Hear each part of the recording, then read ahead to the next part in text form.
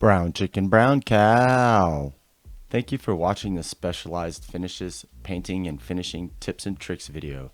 Today we're going to take this antique parlor table and I'm going to show you how easy it is to restore it. I scored it off the side of the road for $30 and when I'm done it'll be worth 15 times that.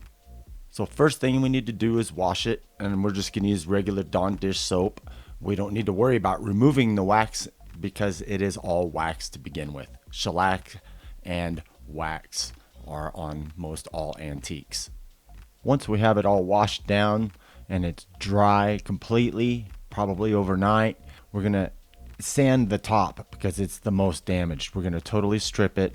Everything else down along the base we're going to leave alone. It just needs a fresh coat and a lift up. To remove the finish from the top, it's easy. Just use this hard foam block. Start with 150 grit and then do it again with 180 grit and you should be good. Once we have it sanded, then we're going to bleach it with oxalic acid and then we will sand it again with 180 grit after it's dry. For the lower part, I'm just going to sand it with this sanding sponge and just get after it and smooth everything out. If you sand it good enough, any of these scratches should feather out, and when we put the shellac on, they will disappear. We're going to use this white china bristle brush, and then we're going to also use amber shellac instead of clear to make it look a little bit more yellow. So I'm going to give you a quick tip on how to get the paint out of the can without making a total mess. You can use those gadgets on TV that attach to the can that you pour off, but then you got to clean that up and carry that around too.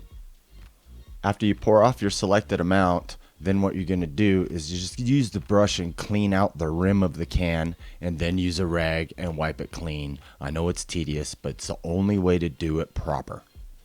To load the brush, just touch the tips in the material, and then if it gets too much on there, you can push it against the side to unload some so you don't have too much and you're not making puddles everywhere.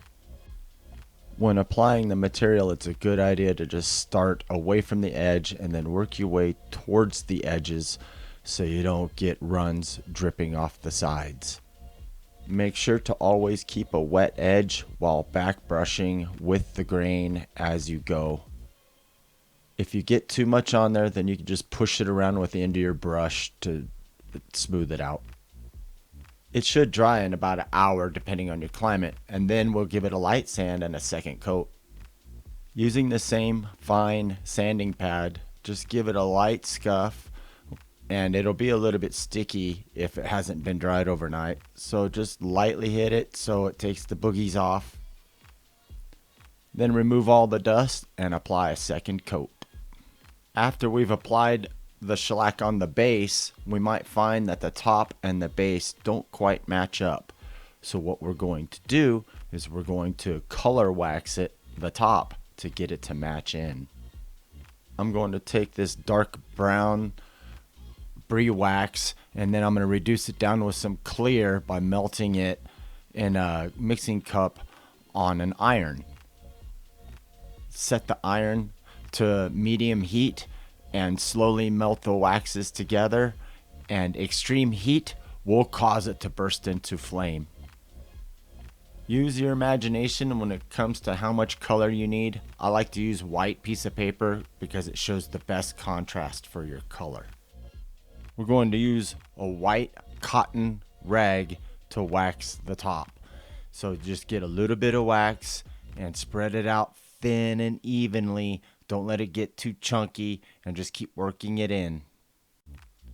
Wax on, wax off. So just put it on there, and when it starts to cool, then you can just buff it off just like you wax a car or anything else. Since there is not a lot of color in the wax, I did it 4 or 5 times, I think, to just kind of layer it, letting it sort of dry in between. So it took all day just waiting for it to dry. Now since the base doesn't need any color, I'm just going to wax it one time with the clear wax and that'll look good. Boom, now we're finished. Doesn't that look pretty? So for regular care, Just use a dry rag to dust it off and re-wax it. Do not use lemon pledge or anything like that with citrus in it. That will destroy your furniture. Like I said before, I paid $30 for this, and it is worth about 15 times that. You could Google search oak antique parlor table, clawfoot, glass ball foot, or something like that. Once again, if you've made it this far, you have leveled up. Thank you for watching Specialized Finishes, Tips and Tricks, Painting and Finishing How-To Secrets video. Please like and subscribe. I appreciate it very much.